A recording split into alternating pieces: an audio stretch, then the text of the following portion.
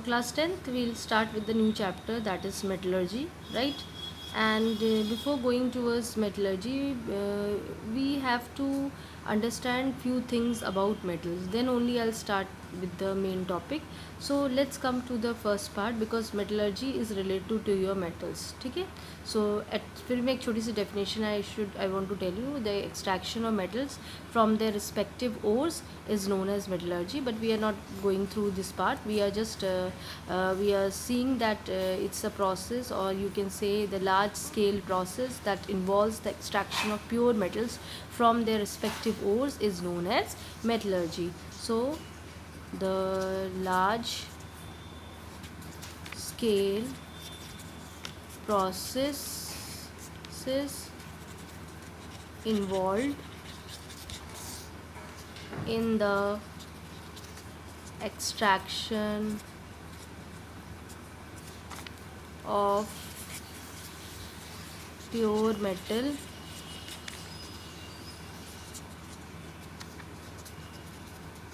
from their respective ore is called metallurgy. So what does this particular definition means for the metallurgy? देखो, metallurgy is a process in which you basically extract the metal. जैसे कोई भी आपको ओर दिया रखा हो, अभी ओर के बारे में भी हम समझेंगे. तो मेटल्स जो होते हैं वो नेचुरली अकरिंग होते हैं, ठीक है, मिनरल्स के साथ. उसमें ओर्स होते हैं. तो वो ओर्स में आपको कोई मेटल एक्सट्रैक्ट अगर करना है तो आप उसके लिए यू नीड एन प्रोसेस. और लार्ज स्केल में हम जैसे इंडस्ट्रियल यूजेस में हम मेटलर्जी की प्रोसेस अप्लाई करते हैं, तो इस प्रोसेस को हम मेटलर्जी कहते हैं.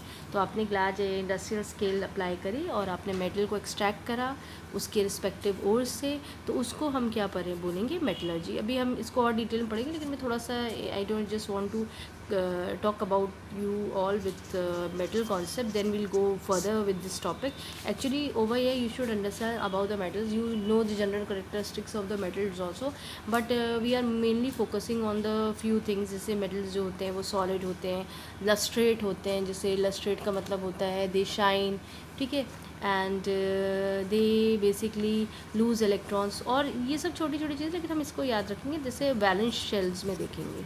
So valence shells contain 1 2 3 electrons. और कौन से इलेक्ट्रॉन्स होते हैं ये, वैलेंस इलेक्ट्रॉन्स, राइट. सो हम किसी भी अगर हमने कोई मेटल अगर हमने चूज़ करा, जैसे सपोज करो हमने सी कहा, सी को हमने कहा कि copper is a metal. Why we are calling it copper, क्योंकि कॉपर जो है वो जो कॉपर की कंडीशन है कि कॉपर क्या होता है, सॉलिड होता है, लस्ट्रेट होता है, मतलब शाइन करता है, और इसको हम पॉलिश कर सकते हैं, है ना. Melting point boiling point high होता है, density is high, ductility is high, malleability होती है, मतलब मैलेबल होते हैं कि आप उसको बीट करेंगे तो आप शीट्स बना सकते हैं कॉपर की, है ना. तो ये छोटी छोटी चीज़ें होती है. कंडक्टिविटी होती है, आपको मालूम है copper is a good conductor of electricity. अभी पीछे आप इलेक्ट्रोलिसिस का चैप्टर पढ़ के आ रहे हैं, वहाँ you have use electrodes, coppers electrodes, and you have seen that you were easily conducting electricity to them, है ना.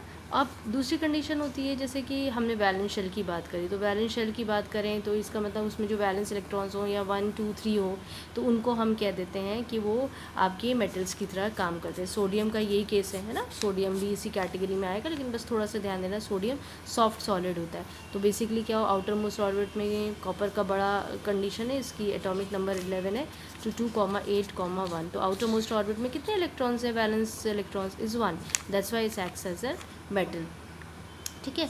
अब मेटल्स की दूसरी कहानी क्या होती है, metals lose electrons. Metals lose electrons, right. So कौन से इलेक्ट्रॉन्स होते हैं, फिर वही बात, these are valence electrons, right.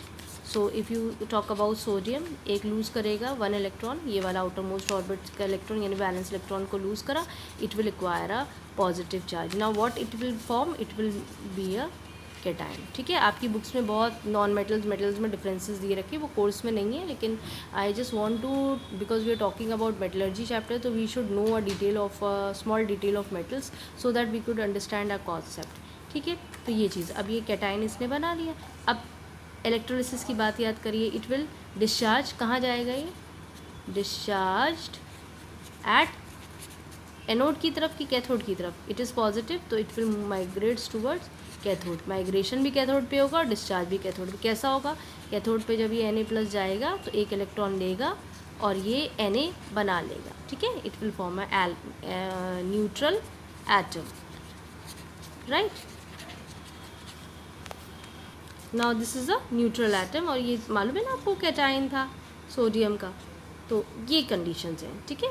Now these few things which we should understand and we should analyse, क्योंकि हमें हेल्प करता है ना। अब कुछ चीज़ें होती हैं मेटल्स की वैलेंसी, कि हम वैलेंसी कैसे जज करें मेटल्स के में, थोड़ा सा, क्योंकि मेटल्स के केस में हमें ध्यान देना, हम फिर सोडियम को ले रहे हैं। सोडियम में you see that it 1 electron was remove and it require a positive charge, तो एक पॉजिटिव चार्ज हुआ है ना, नंबर ऑफ इलेक्ट्रॉन लॉस हुए पर एटम, ये बहुत इंपॉर्टेंट है कि वैलेंसी आप काउंट करोगे इनके केस में, number of electrons loss per atom, right. Over here how many electrons are loss, 1, तो इसकी वैलेंसी कितनी होगी, 1, दैट इज यूनिवैलेंट। अब कोई और ले लो, कैल्शियम ले लो, in this 2 electrons are lost, so calcium acquire a positive charge, so how many electrons are lost per atom, that is 2, so it is what is the case, it is divalent, right. Now let's come to about some other one, we are using Al, 3 electrons are lost, so Al plus 3, now it is trivalent। अब यहाँ पे आपको समझ में आ गया इसकी valency कितनी हुई, 1 यूनिवैलेंट है, over here it's valency is 2 divalent, it's 3 trivalent, so this thing you should understand and you should analyze. We'll see one more part also of it, of the metals. Now let's come more things about metals. Metals क्या होते हैं, an element which ionizes by electron loss, ठीक है। अब कितना loss करता, अभी हमने पीछे देखा है, लॉस 1 और मोर इलेक्ट्रॉन्स, ठीक है। अब ये देखो एक चीज़ बहुत याद रखो, मेटल्स अपने आप इलेक्ट्रॉन लॉस नहीं करते हैं, इट नीड्स सर्टन एनर्जी, है ना। तो ये जब आपने देखा कि Na ने एक इलेक्ट्रॉन अपना लूज़ करा और Na+ एक्वायर हुआ, तो ये कब हुआ, इस Na ने, इस सोडियम एटम ने एनर्जी रिक्वायर्ड करी ना, ये पहले पढ़ चुके हैं आयनाइजेशन एनर्जी, ये कब हुआ, when supplied with energy, right।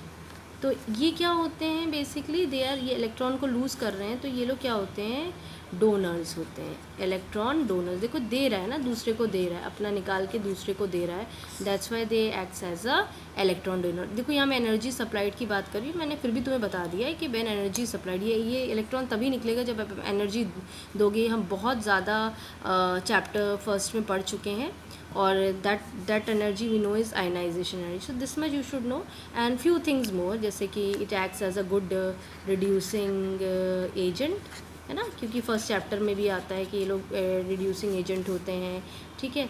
और आपके बेसिक ऑक्साइड्स भी बना लेते हैं, एम्फोटेरिक ऑक्साइड्स बना लेते हैं, ये एसिड बेस सॉल्ट्स का चैप्टर है, इलेक्ट्रोवैलेंट कंपाउंड्स बना लेते हैं, है ना। तो ये this thing you should understand. Non metals को let it be, don't focus on it, if you want to then just opposite of it होता है, लेकिन इसको करने की ज़रूरत नहीं है। बाकी बहुत सी चीज़ें आपकी बुक में वो आउट ऑफ कोर्स है। अब मेन कॉन्सेप्ट हम अपना मेटलर्जी पे चलते हैं।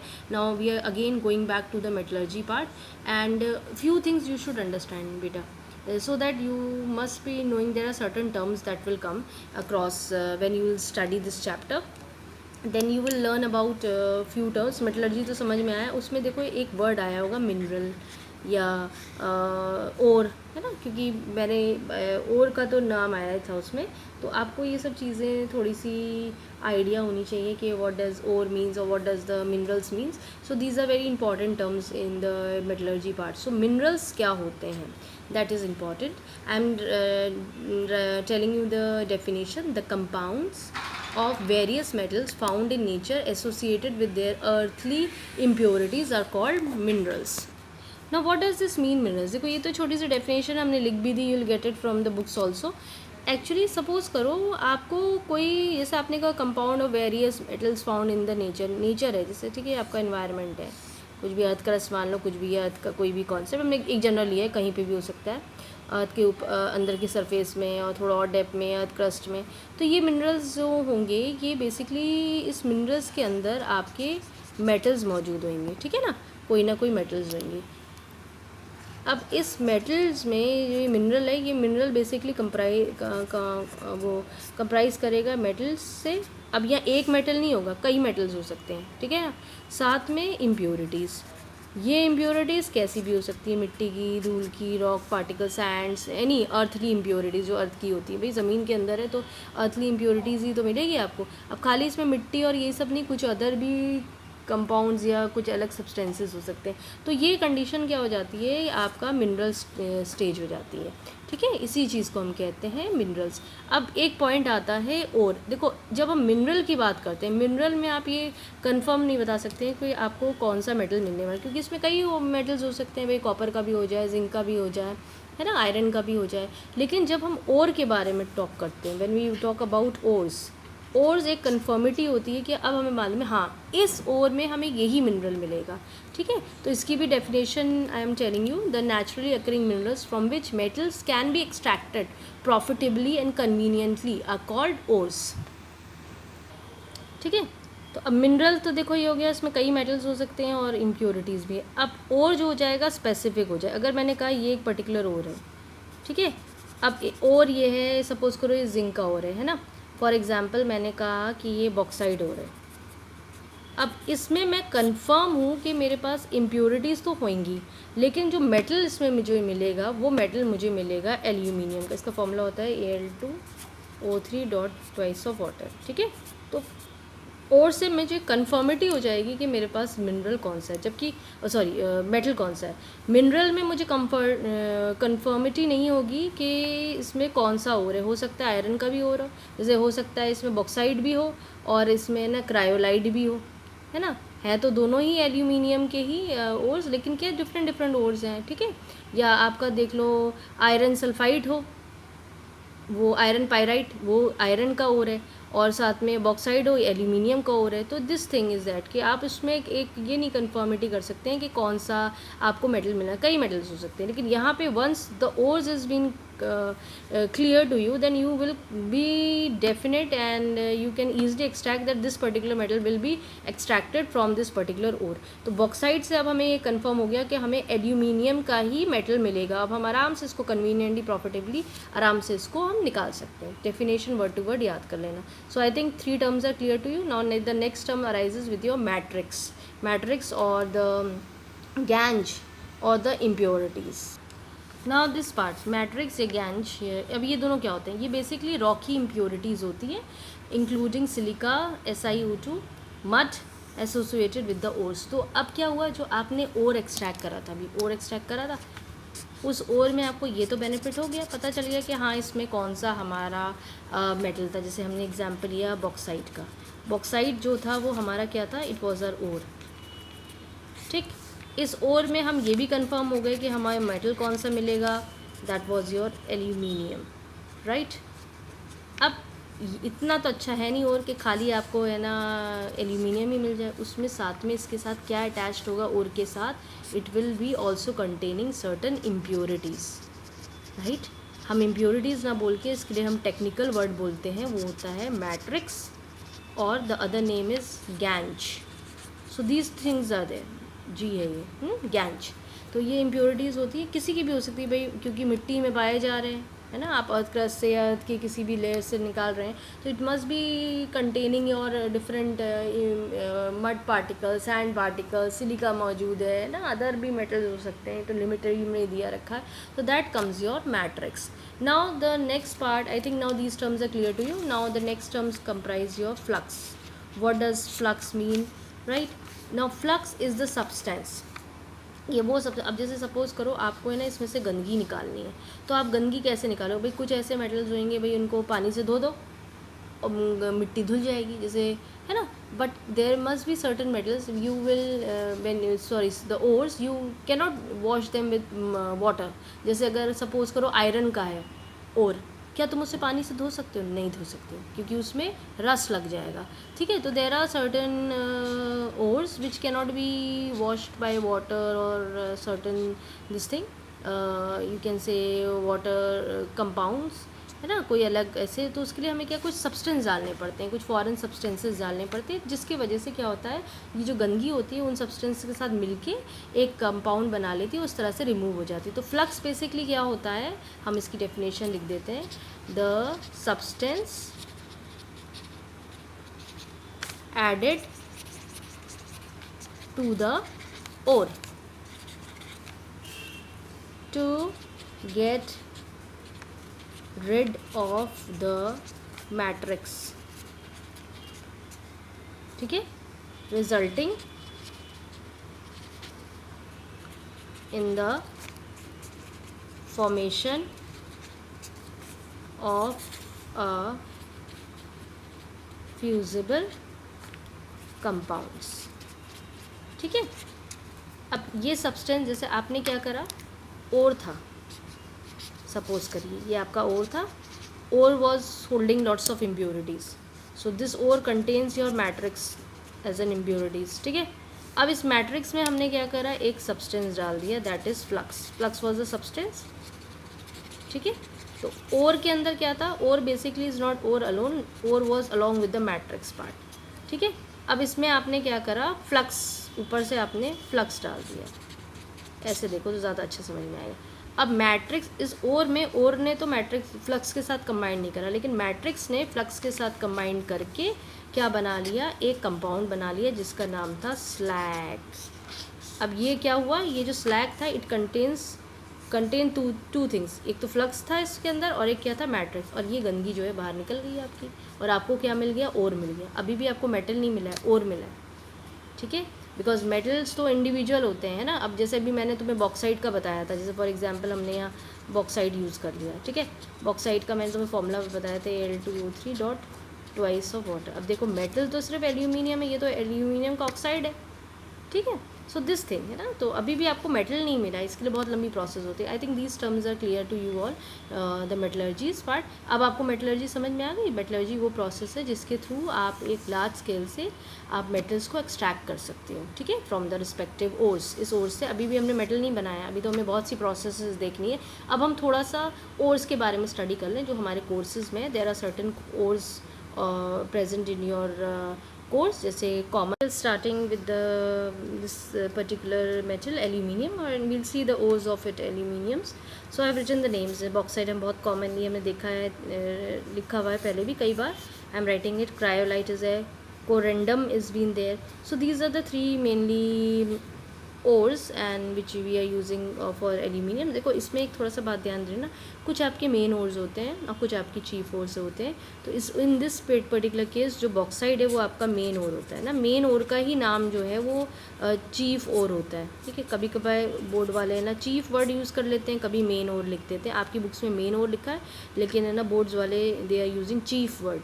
सो चीफ और चीप नहीं, chief ore is there, bauxite is there, cryolite है। इनके फॉर्मुलेज भी दिए रखे हैं, इनके केमिकल नेम्स भी दिए रखे हैं। I am showing you from your books only, so please focus on it. Now let's focus on it. देखो मैंने ये सारे लिखे हुए, ये मैंने रेड पेन से भी लगाया रखा है क्योंकि इंपॉर्टेंट है। केमिकल नेम्स भी याद करें ना, फॉर्मूला तो मस्ट है क्योंकि ये कई बार आएगा। जिंक का भी है, वैसे आपके कोर्स में ये सब नहीं है। देखो आपको ये समझ में आना चाहिए, ये सब इनके ओर्स होते हैं कॉमनली वेयर। हमारे कोर्स में एल्यूमिनियम ही है, आयरन्स के देखो, ठीक है, काफ़ी इसमें है। अब एक पॉइंट याद रखो, देखो पॉइंट क्या होता है रिगार्डिंग योर ओर, है ना। ओर के केस में देखो, अब ये देखो कंपाउंड्स देखो, सब ओर्स का सीन ऐसा होता है, ये जो पर्टिकुलर ओर्स आपको दिख रहे हैं ये आपकी कंबाइंड स्टेट में होता है। एक्चुअली मेटल जो होता है दो स्टेट्स में मतलब इन्वायरमेंट में पाया जाता है, एक तो फ्री स्टेट और नेटिव स्टेट जिसे कहते हैं, और दूसरा होता है कंबाइंड स्टेट। जो जितने ये एग्जाम्पल्स तुमने देखे हैं, जितने लिखे हुए फॉर्मूले, इससे समझ लेना है these are combined state. Combined state का मतलब हो गया ये किसी कंपाउंड के फॉर्म में है, these are in forms of compounds, ठीक है। जैसे देखो हाइड्रेटेड एल्यूमिनियम ऑक्साइड के फॉर्म में है, ये सोडियम एल्यूमिनियम फ्लोराइड है, एल्यूमिनियम ऑक्साइड है, तो क्या हो गया, कंपाउंड हो गया। और फ्री स्टेट क्या हो जाता है, फ्री स्टेट होता है किसी पर्टिकुलर मेटल में, यानी नेचर में प्रेजेंट होगा वो, या एयर या वाटर, मतलब ये नेचुरली एलिमेंट्स होते हैं। ये याद रखना कि ये लोग नेचुरली अकरिंग होते हैं जब, तो ये आपको गोल्ड है, प्लैटिनम है, गोल्ड कंबाइंड फॉर्म में नहीं मिलेगा। प्लैटिनम कंबाइंड मतलब गंदगी होगी इसमें, impurities will be there, but they are occurring in the free state in the nature. और रीज़न क्या है, ये लोग है ना एयर और वाटर से रिएक्ट नहीं करते हैं, सबसे बड़ा प्लस पॉइंट है। ठीक है, थोड़ा ध्यान देना। और ये जो कंबाइंड फॉर्म होता है किसी भी कंबाइंड में हो सकते हैं, बस ये सब क्या है, ऑक्साइड के फॉर्म पर है। ठीक है, ये किस फॉर्म में है, ये फ्लोराइड के फॉर्म पर है ना, हेलाइड्स हो गए, एफ क्या हो गया, हेलाइड हो गया। ये देखो सल्फाइड हो गया, सल्फाइड के उसमें है। ये क्या हो गया, कार्बोनेट के फॉर्म पर है। ये क्या होगा, ऑक्साइड है। अब यहाँ देखो ऑक्साइड, ऑक्साइड, सल्फाइड, कार्बोनेट। तो ये डिपेंड करता है कि what type of these thing metals are there in which combined forms, और किस कंबाइंड स्टेट में ये प्रेजेंट है। So these things which we have discuss, it is a introductory part of your metallurgy. इसमें मैंने छोटा छोटा आपको ये दिया रखा है कि ये टेक्निकल टर्म्स हैं जो बार बार आपके कोर्स में आएंगे, and you should remember these terms. So I think all the terms are clear to you all, and please focus on it. Definition आती हैं, कॉन्सेप्ट क्लियर करो ताकि आगे तक तुम्हें आसानी रहे। बुक्स में मैंने जो अपनी वीडियोस में डायग्राम बनाए रखे हैं, इस तरह के diagrams are not given in your video, in your books. It's a imaginatory diagram so that you can understand the concept. So I think this is clear to you all. Now we are seeing the extraction of metal. अब हम उस process पे आएंगे कि वो process जो metallurgy की process है कितने स्टेप्स में अकर होती है और हर स्टेप्स में क्या क्या काम हो रहा है। ये मैंने एक जनरल आइडिया करा है। अभी हम लोग को ये चारों पॉइंट्स अच्छी तरह से पढ़ना है। तो entire extraction of metals process और जो बेसिकली मेटलर्जी की प्रोसेस है वो 4 स्टेप्स में आपकी चलती है। जो फर्स्ट स्टेप होता है that is the dressing of ore और कॉन्सेंट्रेशन ऑफ ओर। ठीक है, I am just reading out the heads, and all the heads we'll discuss by using one example, and which is there in our course। Aluminium की metallurgy हमारे course में है, तो हम ये चारों पॉइंट्स उसको पढ़ेंगे। ये एक बड़ा पॉइंट है, इसको हम डिटेलिंग में पढ़ेंगे। So the first step is dressing of ore और concentration of ore. Second step होता है conversion of concentrated ore to its oxide. Third step related to your reduction of metallic oxides to its metal that is in your impure state. ठीक है, जो impure में होगा इसको bracket में रख दो तो ज़्यादा अच्छा समझ में आएगा। Reduction of metallic oxide to its metal. अब यहाँ आपको मेटल मिल गया, लेकिन जो मेटल मिला है वो इम्प्योर होता है। ये metal now go for refining, आप इसको प्योरीफाई करते हैं। और आपको ये ध्यान देना है कि इसके लिए हम इलेक्ट्रो रिफाइनिंग का प्रोसेस, जो हमने इलेक्ट्रोलिसिस की प्रोसेस में पढ़ा था, हमने ये लास्ट टॉपिक अभी। So electro refining of impure metals takes place. तो बेसिकली पहली जो स्टेप्स, इस स्टेप्स को हम जनरल आइडिया देख लेते हैं क्योंकि हमें इस पर डिटेल में पढ़ना है। जो फर्स्ट स्टेप है हमारा, इस स्टेप में basically what you do, you are getting the ore which you are getting is the impure. तो इम्प्योर ओर को आप प्योर ओर में कन्वर्ट कर देते हो। तो फर्स्ट स्टेप में आप बेसिकली क्या कर रहे हो, you are converting a impure ore to pure ore. ये आपका काम है पहले स्टेप का, कि आपको जो गंदा संदा जो ओर मिला है, आपने उसमें से जो मैट्रिक्स और गैंज पार्ट निकाल दी। वो हम डिस्कस करें। I am again telling, I am just giving you a small idea of a gist of your stages, but detail of each and every stages will do later on. Step 2 जो है conversion of concentrated ore to its oxide. जो ये ओर आपका यहाँ पे जो dressing हो गई यानी साफ़ सफाई हो गई, कॉन्सेंट्रेटेड ओर हो गया, इसको आप इसको कन्वर्ट कर दोगे उसके ऑक्साइड में। यहाँ पे जब आप ऑक्साइड में कन्वर्ट करोगे तो वो ऑक्साइड प्योर फॉर्म में होगा आपका। ठीक है, ऑक्साइड में ईजिली, क्योंकि बाद में रिड्यूस हो जाता है ना, ऑक्साइड को आप ईजिली रिडक्शन पे ले जाते हो। तो यहाँ पे जो सेकंड स्टेप में आपको ऑक्साइड ओर मिला है, वो ऑक्साइड ओर को, जो देखो मेटालिक ऑक्साइड है, उसको आप रिडक्शन पे ले जाते हो। रिडक्शन के थ्रू आपको मेटल मिलता है। ठीक है, तो जो ये मेटल मिलता है ये क्या है, अभी गंदा है, इम्प्योर है। किसी किसी केसेस में आपको ऐसा हो जाएगा कि मेटल इस स्टेप में ही आपको प्योर मिल जाए, लेकिन बहुत से ऐसे केसेस होंगे कि थर्ड स्टेप में आपको जो मेटल मिलेगा वो इम्प्योर ही मिलेगा। ठीक है, सो अब फोर्थ स्टेप क्या हो जाएगा, ये जो इम्प्योर मेटल आपको मिला है, आप इस इम्प्योर मेटल को प्योरीफाई करोगे। प्योरीफिकेशन ऑफ मेटल, बेसिकली जो फोर्थ स्टेप होता है वो होता है आपका प्योरीफिकेशन ऑफ इम्प्योर मेटल। ठीक है, मेटल को ये नहीं है जैसे हम लोग नहाते धोते हैं तो हम लोग मेटल को भी पानी से धो के काम कर लें, ऐसा नहीं है। उसके लिए you need a process of electro refining, और मैंने इलेक्ट्रो रिफाइनिंग आपको बहुत डिटेल में समझाई है। So this case you get a this thing pure metal you get. तो इम्प्योर मेटल से आपको यहाँ क्या मिल जाता है, इम्प्योर मेटल से आपको you get a pure metal, but by what means, by electro refining process, ठीक है। इसके थ्रू आप ये कर सकते हो। ये जनरल स्टेप्स हैं जो हमने पढ़े हैं, इतना इजी नहीं है ये जो दिख रहा है कि 4 स्टेप में हमारी पूरी मेटलर्जी खत्म हो जाए। अब now each and every step will study in detail. अभी पहला मैं एक वीडियो बनाऊंगी स्टेप 1 के लिए, क्योंकि इसमें काफ़ी पॉइंट्स हैं आपके, so it will be helpful to you all to understand this process of metallurgy. So keep seeing all the videos and focus on the things and try to learn the definitions from your book.